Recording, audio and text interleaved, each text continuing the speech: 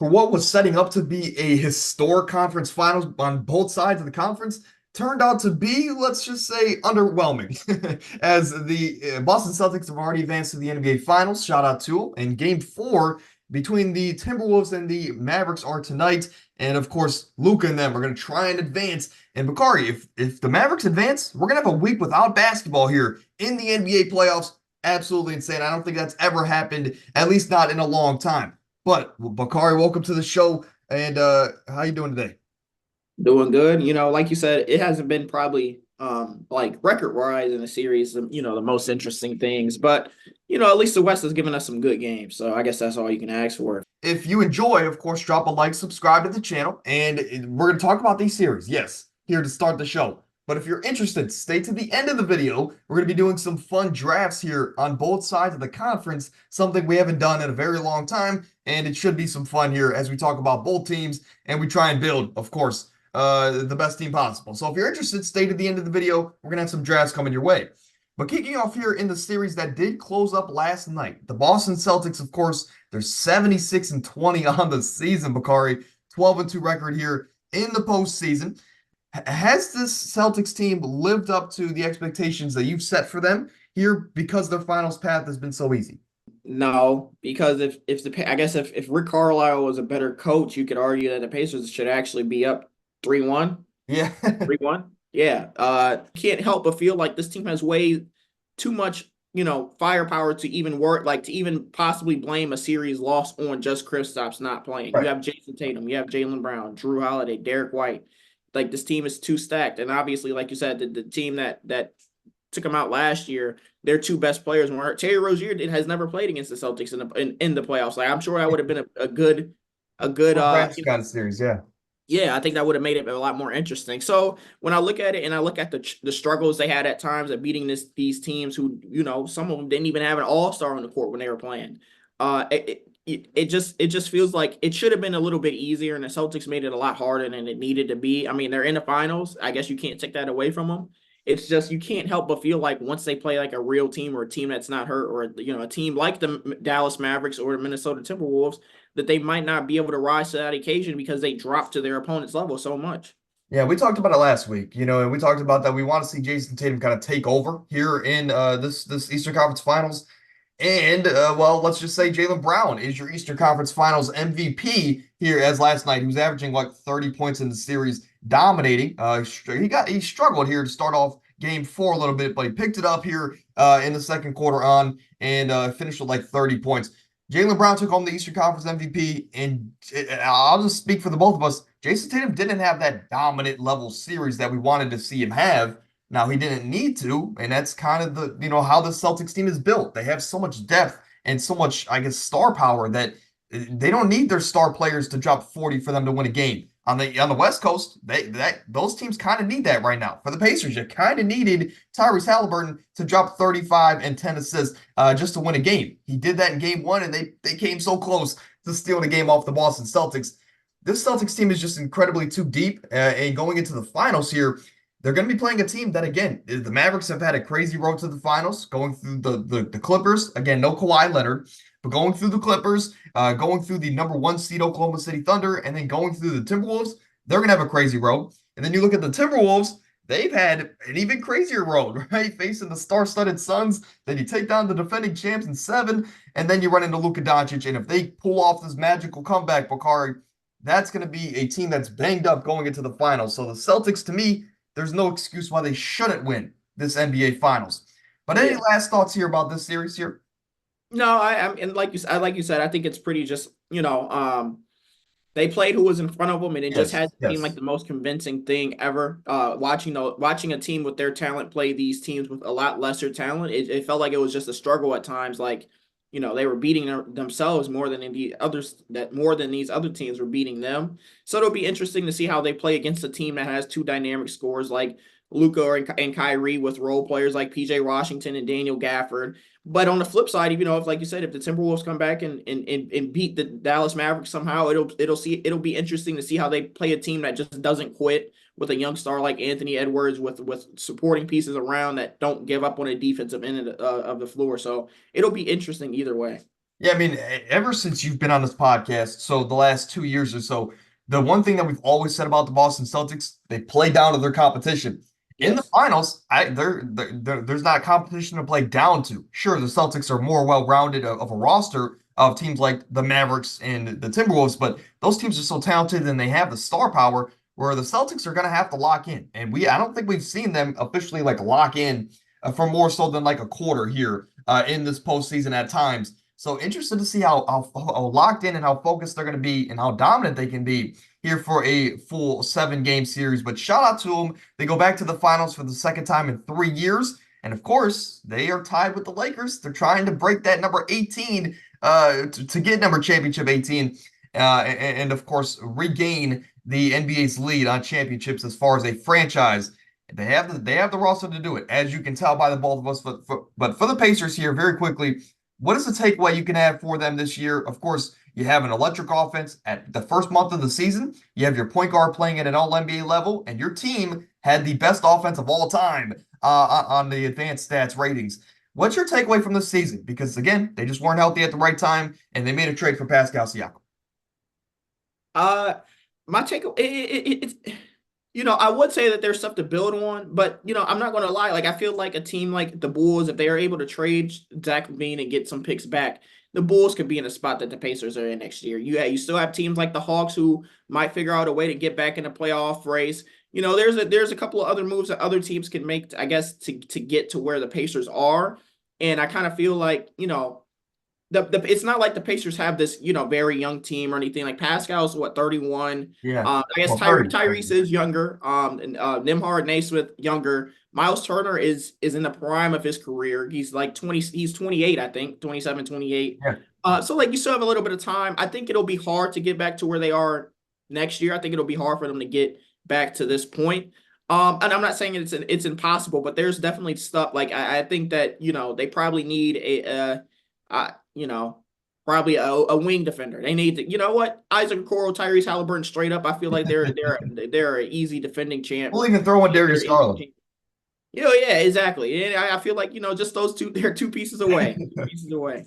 Yeah, no, you touched on it there. This is a team that definitely overperformed, but again, they played what was in front of them and they took advantage. But still, high-powered offense. You got a great building block here from Tyrese. I think that proved to you this is our guy if there's any doubt going forward. But I mean, hey, after last night, I mean, Andrew Nembhard is a superstar, putting up almost 30 and 10. That's my takeaway on this season. But again, interested to see Ben Mathurin come back into this fold. Yeah. Of course, he was their leading scorer at one point in the season before they got Pascal Siakam. So interested to see him come back. And then when he comes back, like you mentioned, if they could trade for another guy, or let's say they get a Paul George reunion, this team might be scarier than ever going into next season. But on the Western Conference side of things, this is a series that me and you a week ago, a week ago today, we were saying at the bare minimum, this is a 6 game series. I picked the Mavericks, you picked the Timberwolves, but again, we both said at least 6 games. The Mavericks have shocked us, and of course, whether some bad switches happened or whatever that case was, the Mavericks have been able to close the games out, and they are now 3-0 in this series. Kyrie and Luka have combined for 60 points, per game here in this series. And we've just seen a different side of Kyrie in this series. And I think that, of course, that's the X factor. And of course, also, Karl-Anthony Towns can't put the ball in the basket. That's another X factor. And Rudy Gobert at some points in this series is getting played off the court. And there's just this interesting dynamic, Bakari, with these 3 bigs in Minnesota. And it's a good problem to have if you're Minnesota, because you have 3 bigs that you can switch out, whether if one of them's hot or 2 of them hot, or if you want to play a certain defensive scheme. You have a good, I guess, a lot of flexibility on the defensive side of the ball with these 3 bigs. But there's stretches where Karl-Anthony Towns isn't playing a lot of minutes, or Rudy Gobert is not playing a lot of minutes. Again, it's a good problem to have, but there's points in time where the defensive player of the year at some points is getting played off the court. Your thoughts here about this series and how this series is quickly turned around in the favor of the Mavericks? Is there any chance the Timberwolves can make history and be the first team to come back down 3-0? Yeah, so when I look at it, I say that the first 2 games are due to the Wolves' inability that they don't have a closer. And Anthony Edwards, and that's not taking anything away from Anthony Edwards, but we all know, through the end of that Denver series to up until last game, and you can really even count last game if you want to look at the shooting percentage. I think he shot 11 of 24. you can really look at it and say he hasn't been able to put the ball in the basket efficiently. Obviously at the end of game two, he had a costly turnover that comes down. Luka comes down, switches, gets Gobert on the switch and hits the three, and that's off of an Anthony Edwards Yes. turnover with the ball in his hands. Anthony Edwards comes back the next play, gives the ball to Naz Reid for a game winner. When and I think a lot of people have wanted him to see be a little bit more aggressive, more assertive, because they know that he's the best shot creator they have on their team. When I watch the Wolves, I'm really looking at it and I'm saying they don't have a lot of shot creators on there. They don't have a shot creator outside of Anthony Edwards, if you ask me. Jaden McDaniels can put the ball in the basket now or magically Great in game three. the series. Yeah. And he's been doing that well this series, but he's not really going to score off the dribble. Karl-Anthony Towns, you kind of need to put him in the post or you need to pick and pop to get him a look. Rudy Gobert calls for the ball more than anybody on the Timberwolves, and then you get him the ball, he misses a layup. Mike Conley is just the floor general. Obviously, he can get a basket if he needs to, if the moment calls for it. But he's not somebody that's he's 37 now, Yeah, something like that. he's the facilitator. He's not doing what he was doing 10 years ago. So when I look at it and I say like the Timberwolves really need like another playmaker. That's what they need because Anthony Edwards, let's face it, he hasn't been as assertive as you probably want him to be. Sometimes he's kind of just standing in the corner, letting everybody else touch the ball. And on the flip side of that, Luka and Kyrie, they will get the teammates involved for the first three quarters. They'll kill Gobert in that drop coverage he's playing in that pick and roll and either lob the ball to Gafford or Lively, or Which they'll he's been get to the amazing. free throw line by having a defender on them, and they're still able to get the and one.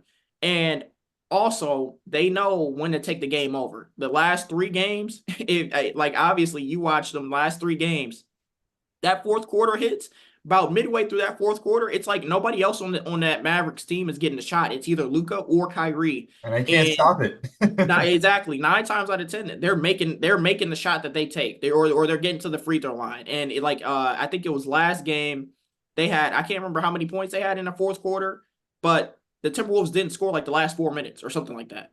Yeah. And it was like a tied game. Luka and Kyrie scored as many points as the Timberwolves. I think they scored one more point than the Timberwolves did combined in that quarter. And so Yeah. you playing Yeah. a duo like that, it's just really hard to overcome. And props to the Mavs because I didn't think that two players would be able to beat a team. But on the flip side, the team, I guess, it's just bad matchups across the board. Yeah.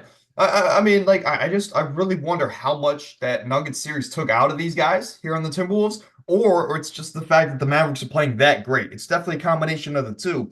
But for this Timberwolves team, again, they're not getting a lot of. It's really, I think when we look back at this series, it's going to be where was Anthony Edwards, right? He was Yeah, supposed to be the guy that in these rough patches to take us over the top. Same question can be held there with Karl-Anthony Towns. Where was he? Why was he not putting the ball even near the basket? It's like he's playing, he's like, it's like Karl-Anthony Towns is LeBron. He's seeing three rims out there most times, right? But again, it's just a couple of things have went wrong, especially when we talk about the referee calls. I think that's another thing we'll look back on. In what was the game one? I cannot remember the call. Again, it's really early here, Tuesday morning, right? But there game one was the call against Cat, that offensive interference. I know was that game one or game two? that was game one. That was Game one. game Oh one. yeah, yeah. And then game two was Kyrie slapped Jaden McDaniels, and Yep. that should have been a foul as well. And that would have given the Timberwolves the ball there Yep. late in the game. And maybe that's the opportunity that Anthony Edwards could have had. He could have had those moments where he could have made those shots, and we're not even having this conversation at the moment. And of course we're going to be guaranteed to heading back to Minnesota. If a couple bounces go their way. But I think we're going to look back at the referees and definitely the star players in the series as Anthony Edwards hasn't shot the ball as well as he was early in the postseason, and that's what I think that's just going to be the biggest thing we look at. But again, heading into the series, people are comparing him to Michael Jordan. He's the face of the league. You have Stephen A. saying there's no doubt about it, he's the face of the league.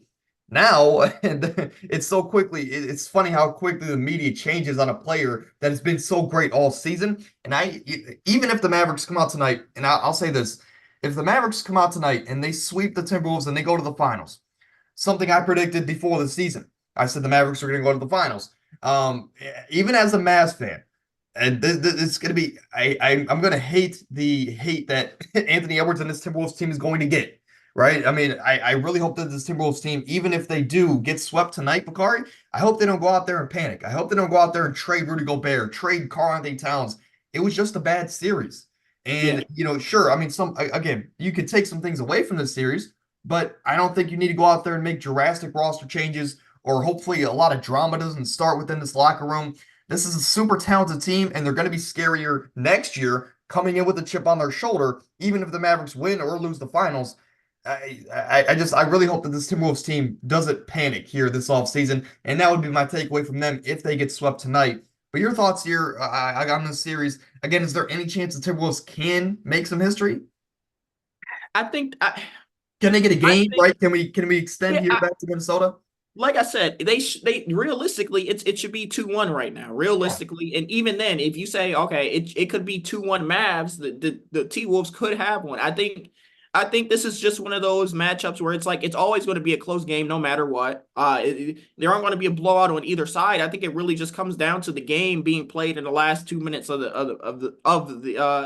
regulation. Yeah. How do those teams really stack up? And like I said, Luka and Kyrie can get to the basket at will. They can get the shot that they want at will, and it's just, I guess I really know that the Nugget series took a lot out of the T Wolves because when you look at it, Anthony Edwards was going downhill. Even to start He that was. series off versus the Nuggets, even in the times they were getting blown out versus the Nuggets, he had 44. What was it? The game It was 6. 44, yeah, 44. It was game six. It was game five or game six because they were stopping because the Timberwolves won two straight, and then that's when Anthony Edwards had Yeah. that big time game. Yeah, they blew him Yeah. out by like 40. Yeah. Exactly. And he has a 40-point game. You watch the Phoenix series, he's going downhill all game. He's going downhill so much that Bradley, like the people who were guarding him couldn't determine if they wanted to stop his drive. And then like you said, he was a lot more efficient from three. His jumper looked a little bit better. He could get in the Yeah. post. You can really tell he doesn't really even try to attack the basket as much anymore. I mean, he had the poster dunk last game, and he tried it a little bit That more than was he late. Yeah, that was late in the game. yeah, and he tried it a little bit more than he did the first two games. But the first two games, he was shooting like he it's almost like he was allergic to going it to the paint. And I think Cat is having a bad series. I'm not saying that he's playing good. I just think that Cat's going to get too much criticism too, like you mentioned, if this is a sweep, because you could even say through the last few games of that Nugget series where Anthony Edwards started to really struggle, Cat was the one that was keeping them alive. Cat was the Yeah, one that was yeah. kind of bailing him out. Even game one, what was it? Game one, I didn't think Cat had a bad game, at least to start off. I think, Oh, yeah. you I know, mean, and then game two, no Gobert in that game, and he really showed out. yeah, exactly. And then, going into the beginning of this series, game one, I didn't think he necessarily had a bad game. Game two, I think you should have him in over Cat when you want more switchability. If you want a big on the court, I think that's the direct fault of Chris Finch, saying, "Hey, we're gonna trust Gobert on Luka for the game." I don't think anybody in the league is going to trust that. Just given Rudy Gobert's playoff history, not even just playoff history, just his history to be able to guard the perimeter. So I think there are a lot of moments that the Timberwolves could have won. I think 3-0 against the team that has Luka and Kyrie is a little bit insurmountable. I think they could, maybe they string off two in a row. Maybe they do lose in Yeah, six. But yeah. I don't making history it against a team like this. I think teams are like 0 and 157. Just Yeah. throwing it out there. So I think the closest one we had was last year, right? yeah, the The Celtics came back down 3-0. game seven, and then Jason Tatum said he rolled his ankle. I mean, he Yeah, rolled his ankle. I'll give him yeah, he that. did. But But I know what you're saying. yeah, that Heat team had no business beating them anyway, even if Jason Tatum played with a rolled ankle. But here we are. We'll see what the Timberwolves can do. But like I said earlier, it's been one of those series where all the games have been close. And it hasn't been a blowout. It's just bad matchups at the wrong times. Yeah, as a secondary, I'm going to ask you some rapid fire questions here because as a secondary Mavericks fan, for this season, let me clarify, right? I mean, two of my top five favorite players of all time are on this Mavericks team. So again, that's why I kind of gravitated towards them, if I can speak English, right? But for the Dallas Mavericks, a question for you here: Can you afford? I'm not going to get your opinion here yet. But can you afford to have this series extend more than 4 games if you want a real chance of beating the Boston Celtics? Yeah. Okay, you okay? And then my question to you is, what I don't know if you're going to be on the pod next week. If you are, you can say no to this question. You don't have to answer it. But really quickly, what's your opinion? Do you think the Mavericks have a legitimate chance in a 7-game series against the Celtics? And if that is the case, if that's the matchup, who are you taking? I I think I'm going to have some schedule conflicts. So I'll answer now. I think that the Mavs do have a legit case against the Celtics. It's hard not to pick the Celtics when you look at who they have Yeah, on their team and yeah, what offensive firepower. Like you completely forget Kristaps Porzingis isn't playing. That's another 20 points, 7 rebounds, 4 yeah. blocks a game. That's gonna On take on Lively out of the paint. yeah, and it just seems too insurmountable for any team. But here we are, series after series, saying, "Well, if this player was playing, or if that wasn't a bad coaching error, or if the refs made this call, the Celtics would have lost this game." And that's too small of a margin to be winning games against teams you should be dominating in the playoffs. Yeah, no, Um, yeah. this So is a Mavs who's taking that team series? that. What'd you say? I'm sorry. Go ahead. I didn't know if you were giving your prediction here. No, yeah, and I was that's saying this is a Mavs team that beats the Clippers for the first time since they've played them against what 4 straight years. Yeah, They yeah. they they beat a Seems like young it. Thunder team who that Thunder team proved that they were legit. They lost in the second round, but they proved that they were a legit team. Yes, You yes. beat They a weren't a fluke. Timberwolves team that knocks out the defending champs, who up until they played the defending champs played the Timberwolves, they looked like the surefire lock to at least get back to the finals. At least get back to the finals. Yes. Jamal Murray looked like he was unstoppable. Jokic looked even better than he's looked probably at any point in his career. And it just this team was able to beat them. So now you're beating a team that beats the defending champs. Now you're battle tested. The Celtics are not. How are the Celtics going to respond to that adversity versus a better team? It's easy to come to respond to adversity against a Cavs team where Darius Garland and Evan Mobley are the two that hold it down. It's easy to do that when Pascal Siakam and Andrew Nembhard are the two best players on the court. It's easy to do that when Tyler Hero when Bam Adebayo and Jaime Jaquez are the best two players on the court. How are you going to do it when Luka and Kyrie are on the court? Yeah, And no, absolutely.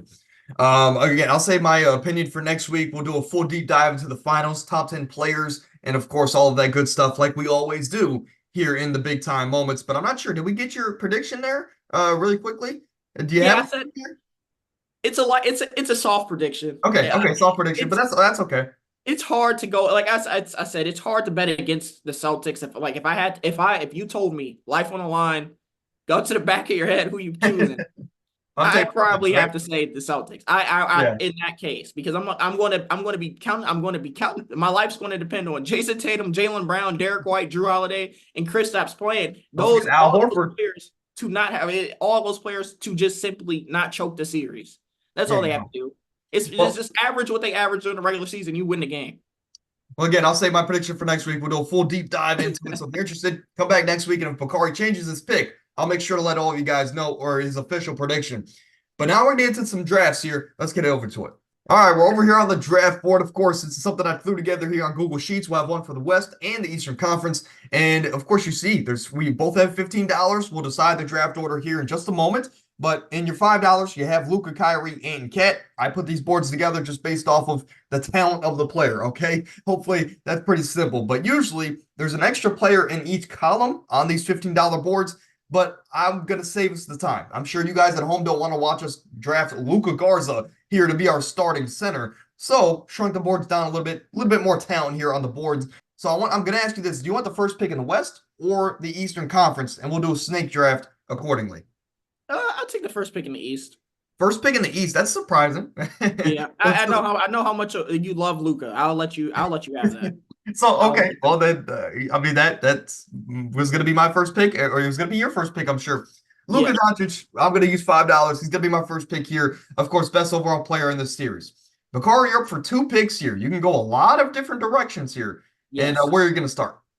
So I just got one quick question. Yes. Is this based off of are we taking years work into consideration or We're series taking like current day conference? players. So like if you're looking at current day Mike Conley, that's who we're getting. You can use basically this entire season. I mean, Okay. yeah. I mean, just take into account like their recent play.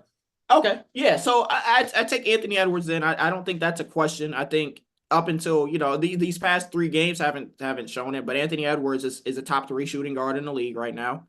Um, I'll take Anthony Edwards, and you know what? I will take Kyrie. I will Yeah. take Kyrie. Yeah. Kyrie was I can't let you get I can't let you It's almost like I was thinking about it beforehand. I'm like, you're kind of forced to take Kyrie and Ant just so you don't get Luka and Luka and Kyrie or Luka and Ant. And that was going to be the exact route that I was going to take here. If I had the second pick, so this was the exact thing I kind of mocked out in my head, where this was going to be the first three names off the board, and rightfully so. All three guys are super uber talented.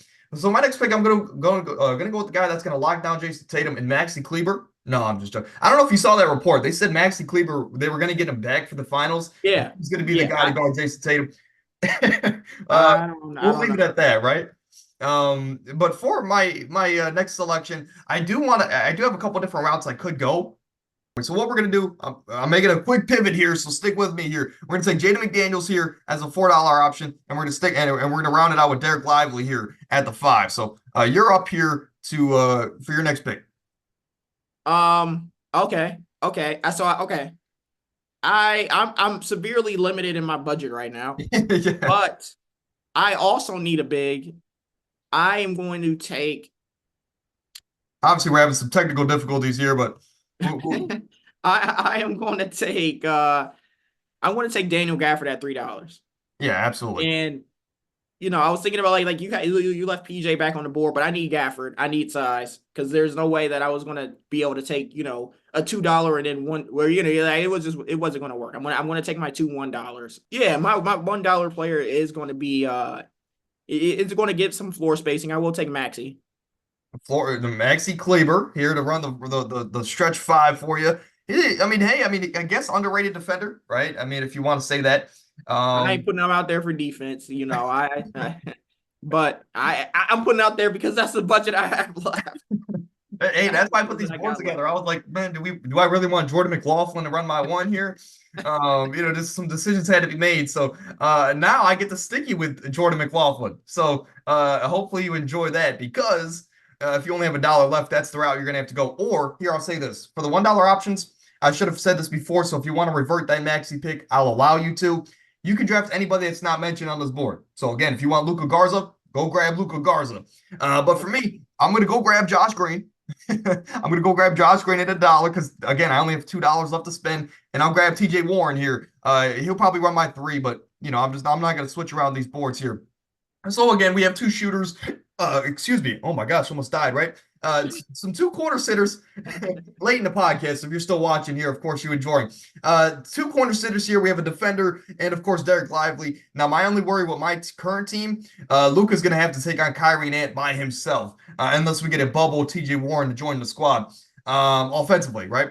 Jaden McDaniels, of course, can add an extra punch, but it's not gonna match Kyrie and Ant. Who's gonna be round out your lineup here, of course, before we move on to the Eastern Conference?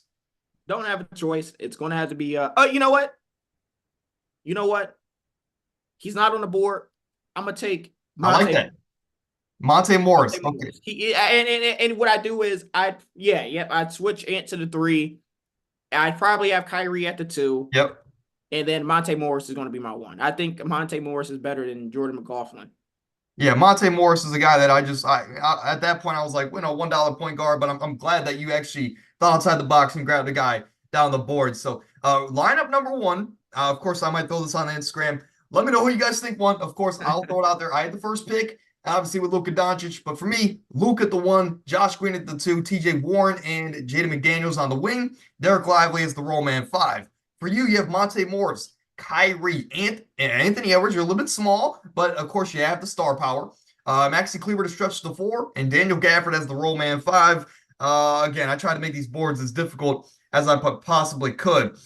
So let's move over here to the Eastern Conference board, as you're going to have the first pick here on this board. And it's interesting that you gave me the first pick on the Western Conference. I appreciate you doing that. But now you're in an interesting spot where there's a lot more flexibility here in this $5 option.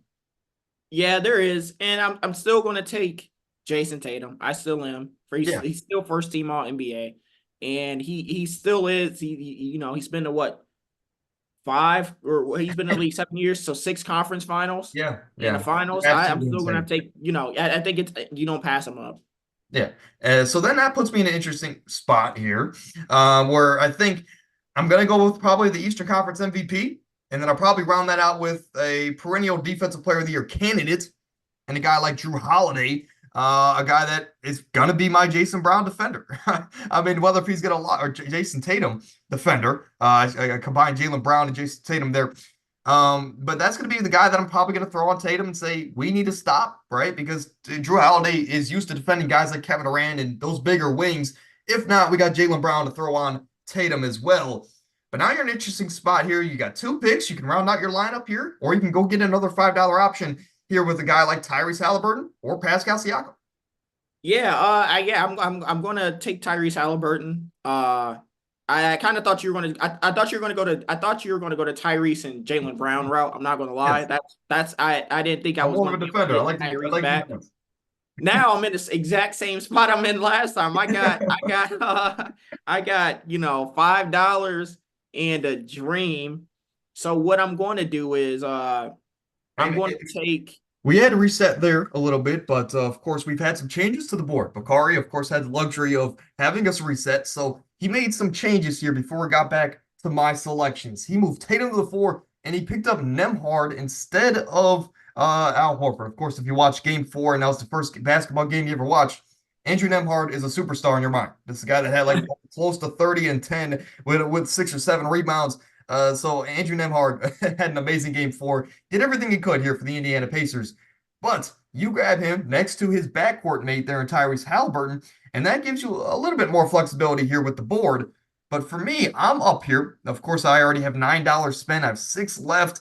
There's a certain route that I want to go here down the board. I do eventually need a big man. Al Horford is still on the board, as well as Nesmith down the board. So those are some defenders down the board that I could grab to round out my roster. But we have Drew Holiday. We have Jaylen Brown. I'd say we have the defense settled, at least as far as guarding your best players at this point in time. So what I'm going to do is I'm going to go out there and grab some extra offense, a guy that kind of got forgotten about just because his team had a lot of success without him this year.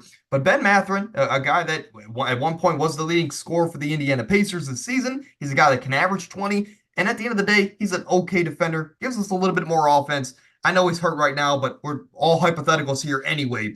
So Ben Mathurin will be one of my selections next to Drew Holiday and Jaylen Brown. And then we'll go out there and we're going to shock probably you as well. We're going to go out there and grab Jalen Smith down the board. Hey, Mr. Goggles man, right? He's just going to be a good roll man 5. He's going to be able to be dunked on probably 2 or 3 times by Jason Tatum, but he can go out there and get his 8 points, 8 rebounds, and that's all we're asking him to do. So you're back up here on the clock to round out your roster. Of course, you have currently $12 spent, so you have $3 left to round out your roster. Of course, I have a little bit more money spent than you. Yeah. So I'm gonna go ahead and I'm gonna take Aaron Nesmith. Okay. I kind of need him. Former Celtic. He's on my team, like you mentioned earlier. He can play a little bit of defense if he needs to guard Jaylen Brown or Ben. He can do that. He can hit that corner to wing 3 pretty consistently. So I'm gonna get Aaron, and then I'm gonna go ahead and I'm gonna take Luke Kornet is going to be my 5, obviously. I don't have really any other options if I wanted size, but yeah, I feel like if you would have went if you would have went like small ball and had like Obi and then had like Jaylen. I was thinking about going Obi or something like that. I probably would have been getting cooked. But you got Jalen Johnson, you got Jalen Smith out there. I feel like that's a I feel like they cancel each other out. Yeah, that's an even matchup there down low. We honestly might just take them off the court and we might just run 4-on-4. Yeah, I feel like they cancel each other out. So that's all I needed to get to convince me to take Luke Kornet. So I got Luke Kornet. Yeah, again, 1 through 4, these teams are pretty small. So I could go out there and I could say, hey, let me go get Peyton Pritchard. Let me go out there and get a Sam Hauser, some extra spacing on the floor. I could get Ben Shepherd and say, hey, Ben Shepherd, be another defender out there for a Nembhard or a Nesmith. But here's my game plan, Bakari, and this is why I was kind of hoping that you went more star-studded, because now what we're going to do is we're going to put Drew Holiday on Tyrese Halliburton, okay? And we're going to put Jaylen Brown probably as a help defender, if Tyrese gets going. And what we're going to do with Jason Tatum, well, he's not going to play for you. We're going to have James Johnson as we're going to have James Johnson come in. Of course, he's a black belt in karate, right? So this is our game plan here. We're going to save $1, right? We're going to use that on a pop or a drink or something. And what we're going to do is have James Johnson just purposely injure Jason Tatum early on in the game. Okay. He's just a guy like a PJ Tucker, but like times 100. Okay. He's just going to go in there purposely like Lou Dort. He's not going to be playing football like Lou Dort was. He's going to be doing UFC. Okay. He's going to have Jason Tatum in a submission hold in the first 5 minutes of the game. So that's our strategy here. James Johnson's going to defend Jason Tatum, take him out, and Luke Cornett, Jaden Smith, whatever. So it's really our top three here, our top six. This is going to be it's like the big three, like Ice Cube's league. I think you have all. So you think James Johnson is going to be able to injure Jason Tatum, kick him out the game, whatever. But you're forgetting Jason Tatum's going to go back to the locker room after getting injured. He's going to text Kobe, "I got you," and he's going to go right back out there. And he might not have a good game. He's going to go right back out. Not to go back out. Yeah. Well. Right. Okay. Well, let's get away from that.